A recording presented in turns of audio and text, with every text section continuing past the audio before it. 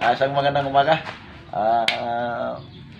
Maga tayong maghanap buhay. Gawa na mayroon tumawag. May tumirik daw na isang L300. Nag-totally blackout. Tumirik sa medyo alangang lugar. Aking pupuntahan. Tara, let's go. Samahan nyo ako.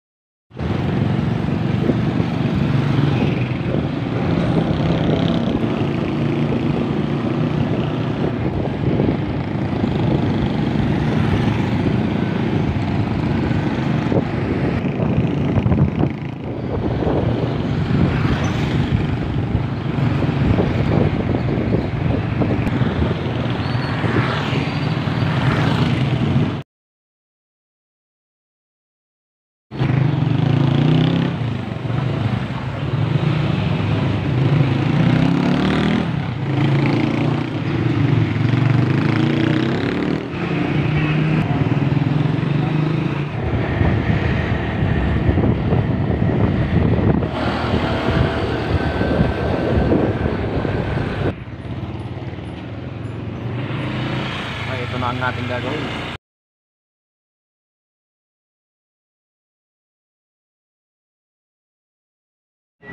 Hindi na. Hinila mo kagabi. Oo, yun lang. Ayang barangay patol. Saan hinila galing? Saan galing? 13. 13? Di pa kalampasan ang 12. Malapit lang. Sa bandang gitna ng 12 tsaka 13. Wala siyang power sa dashboard. Tingnan natin. Yung mga kapatid, ito na ang ating gagawin. Medyo busy. Kaya lang hindi siya busy ngayon kasi hindi siya nagamit.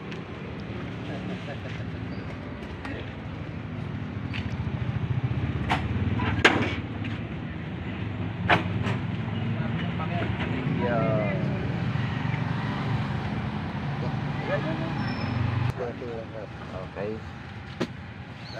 Ito na. Totally blackout. Checkin muna natin ang battery.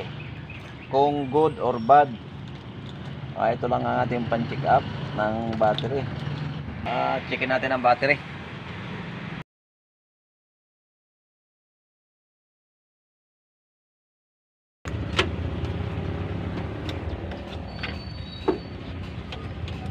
Check ng battery. Bigla siyang namatay, boss.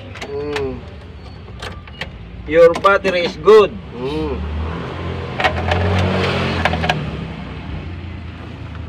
Okay, ayan, maayos ang battery. Sinusi natin. Walang na-ilaw sa dashboard. Yan, totally blackout nga. Malakas naman ang battery, good ang battery, ngayon, hahanapin natin ang troubleshoot. Umpisa tayong mag-check. Pagka gantong totally blackout, checkin natin itong mga fuse. Itong mga fuse ito. Yan, mga sakit na yan. Checkin natin yan. Okay, tingnan natin. Isa, dalawa, meron. Tatlo, meron. 4, 5. Okay, kumpleto po rito sa socket. Yan. Walang problema rito. Mayroon pa po yung fuse dito. Ito. Fuse din po ito. Ito, sa mga Mitsubishi L300, mayroon po yung ditong socket. Ito yung papunta ng susi. Yan. Yan, ayan na. Nakikita nyo, meron siyang contact dito sa kabila. Pero pagdating dito ay wala. Ayan, tingnan nyo, Ito po yung itong linyang ito yung papunta ng ignition switch. Yan, kung inyong napapansin.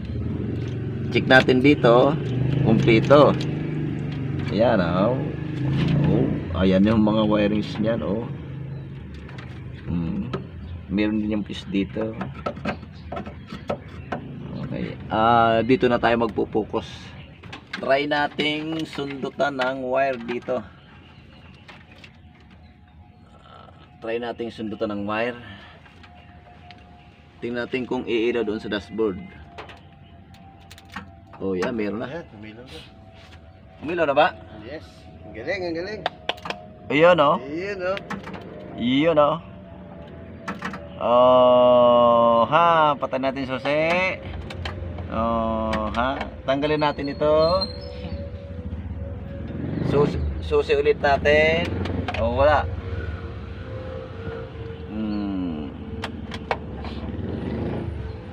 Okay. Sa may mga L300, marami na tayong na-trouble na mga ganitong klaseng sasakyan. Yung mga nagto-totally blackout.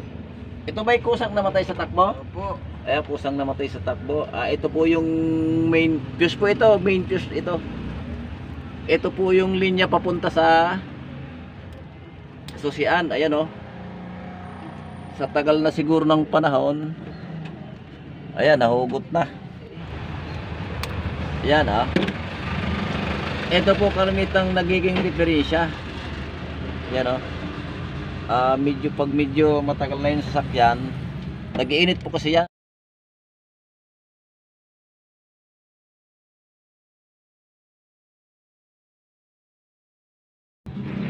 Naluto na pala, boss, oh. Oh, ayan, kitang-kita natin. Naluto na. Maluwag lang, maluwag. Oh. Oh. Ayan, patay natin ang susi. Ano nagatok doon?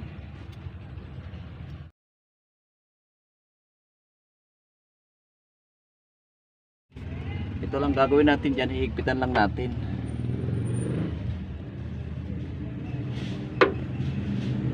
Ayan.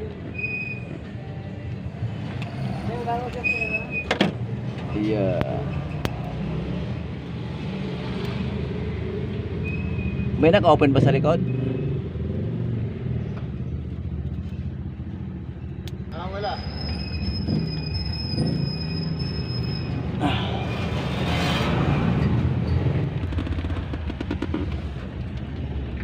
Pwede tayong lagay tayo ng isang wire dyan. Yan, balta natin yan. Ganito lang kaliit din na ilagay natin. Yan. Parang pinaka-fuse din ito. Lagyan natin ng backup na linya.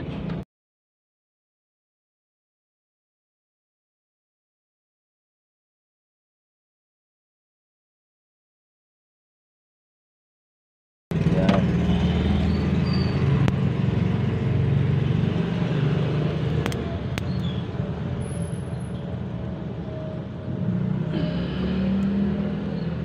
Lalagyan natin ang kapiraso, backup lang ito kasi naglulus na dyan. Lalagyan ko nito.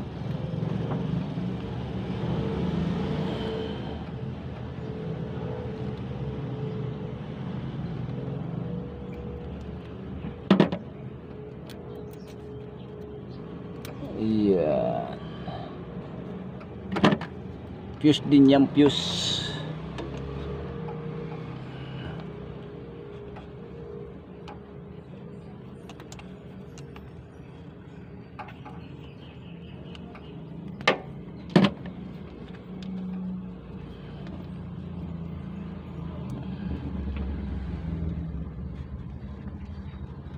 Ano to, tumeric gabi na? May na-kondin ako nitong ambulansya. Ganito rin nangyari. Maghatid sana ng pasyente. Ay bigla ring namatay. Hindi nakarating sa hospital yung kanyang pasyente. Yan.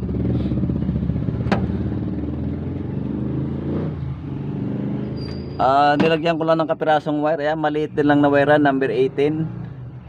Ayan, saka natin ito ilalagay. Yeah.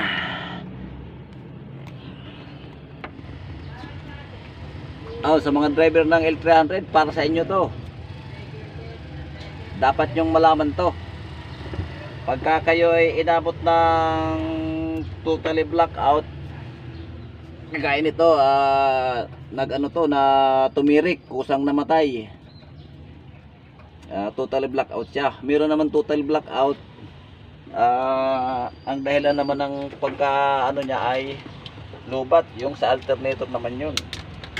Pero pag namatay sa daan at na-check niyo yung battery ay malakas naman, ito po ang inyong pupuntahan. Itong lugar na ito, nandito po yung main fuse ng susian. Yan. Dalawa po yan, ang isa niyan papuntang susi, ang isa ay sa headlight, sa busina at sa hazard. Ito pong isang ito. Pag nawalan kayo ng headlight, busina at hazard, dito rin po kayo pupunta sa lugar na ito. Ito yung kanyang main fuse.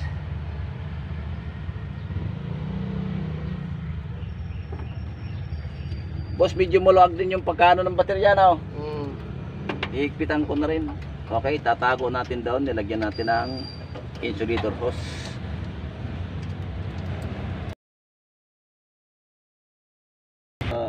Baon. Okay. Natin ang titistingin. Siyempre, neutral muna.